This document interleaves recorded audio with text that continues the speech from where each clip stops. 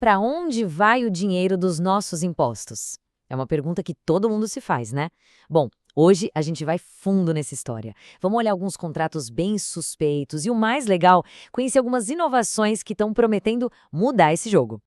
90 milhões de reais é muito dinheiro. O número desses, assim, de cara, já faz a gente parar para pensar. E quando se fala de dinheiro público, a pergunta é imediata: para quê? Exatamente. Pois é, para publicidade institucional. Essa foi a proposta. 90 milhões. E claro, uma proposta desse tamanho não ia passar batida. Gerou muita, mas muita polêmica e um monte de perguntas que a gente vai explorar agora. Então, o nosso roteiro hoje vai ser o seguinte. Primeiro, a gente entende a questão principal. Depois, olhamos de perto os problemas. Aí partimos para a busca de soluções, vemos o que já está funcionando de inovador e, por fim, a gente reflete sobre o futuro disso tudo. Bora começar? Ok, então vamos lá. Para começar, vamos pegar justamente esse caso que deu o que falar. Essa licitação de 90 milhões que, olha, acendeu todos os alertas lá em Brasília.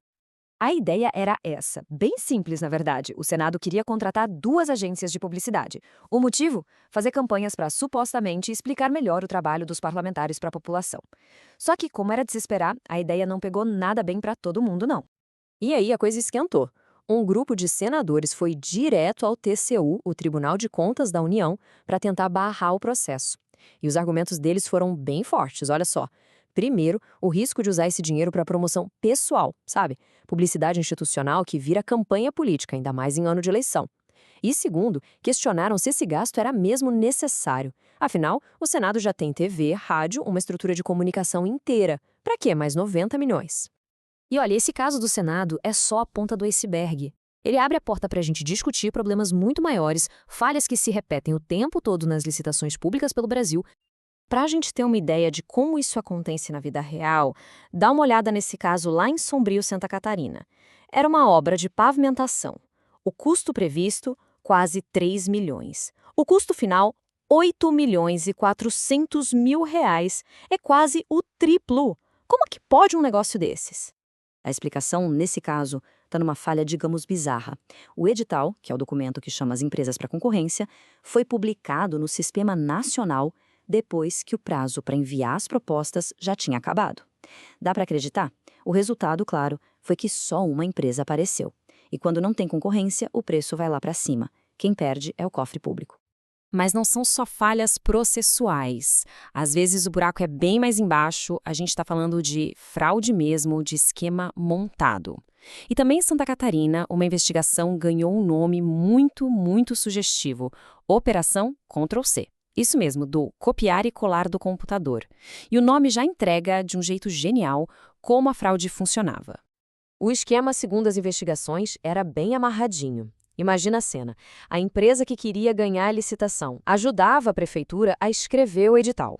Com essa ajudinha, ela colocava lá um monte de exigências que só ela mesma conseguia cumprir. Era um jogo de cartas marcadas. E não parava por aí. A mesma empresa ainda dava um jeito de desqualificar os concorrentes que, por um milagre, conseguissem entrar na disputa. Era um esquema completo, fechadinho. Bom, depois de ouvir tudo isso, é normal ficar meio desanimado, né? Parece que o sistema é todo furado. Mas calma, tem uma luz no fim do túnel. A boa notícia é que tem muita gente séria na gestão pública correndo atrás de soluções para consertar isso. E a grande questão é essa, a pergunta que vale bilhões de reais. Como é que se garante que o nosso dinheiro, o dinheiro público, vai ser usado do melhor jeito possível, com eficiência, com transparência, sem desperdício? E o mais legal é que a resposta para essa pergunta já está aparecendo. E ela vem com duas palavras-chave: tecnologia e colaboração. Vamos conhecer agora dois exemplos que são, sinceramente, fantásticos. Olha só o que fizeram em Minas Gerais. Eles criaram uma plataforma de inteligência de dados para as compras. Pensa como era antes. O gestor público precisava ligar para 3, 4 fornecedores, pedir orçamento, um processo manual, lento e que nem sempre dava o preço real. Agora eles têm um sistema que mergulha no oceano de dados e diz: olha, o preço justo para esse produto é esse aqui, com base no que o mercado inteiro está praticando. E quando eu digo oceano de dados, não é força de expressão, não. A base da plataforma são 4 bilhões com B, de notas fiscais eletrônicas. Imagina o poder disso. A pesquisa de preço fica muito mais precisa, muito mais rápida, e o resultado é uma economia gigante para o Estado. Agora, saindo de Minas e indo para Mato Grosso. Lá, a solução foi outra, mas igualmente inteligente. A união faz a força. O problema lá era que os municípios pequenos e mais isolados sofriam muito. Processos demorados, frete caríssimo, então eles criaram uma central de compras públicas. E o resultado disso, olha, é de cair o queixo.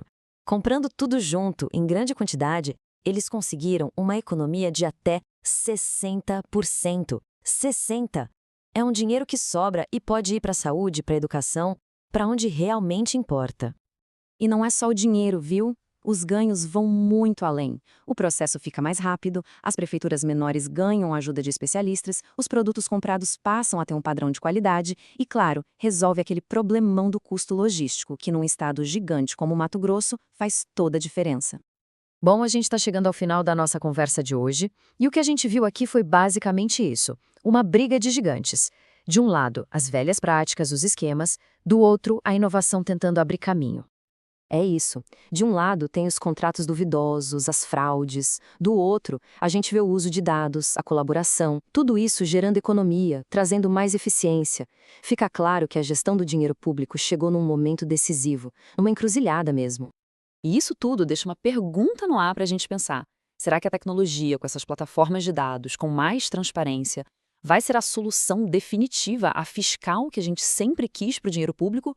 Ou, no fim das contas, a peça principal desse jogo continua sendo a nossa vigilância, a cobrança da sociedade e o trabalho dos órgãos de controle? É uma boa pergunta para a gente continuar essa conversa. Valeu por acompanhar essa análise.